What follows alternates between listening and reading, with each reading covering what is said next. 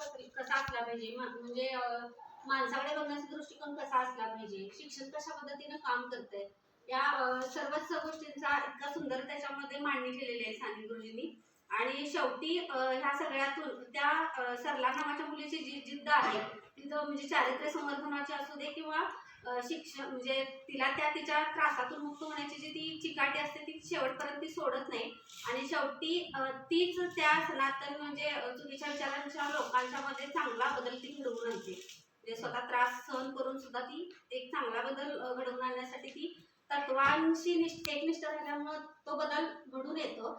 आणि गब्बू शेठ नावाचे वगैरे असे शेठ जे होतात की तिच्याकडे ते चुकीच्या नजरेने बघत वगैरे असतात, ते एका म्हणजे खोलीमध्ये असून सुद्धा म्हणजे ती इतकं त्यांचं मन परावृत्त करते की म्हणजे त्यांच्याकडे बघण्याचा तिचा दृष्टिकोन एक चारित्र्य संपन्न स्त्री असा होतोय. आणि शेवटी मग त्या पुस्तकाचा एंड असा छान असा सुंदर लागतो. साने गुरुजींचं फक्त श्यामची आई हेच पुस्तक माहिती होतं, पण हे पण अतिशय सुंदर पुस्तक आहे ते.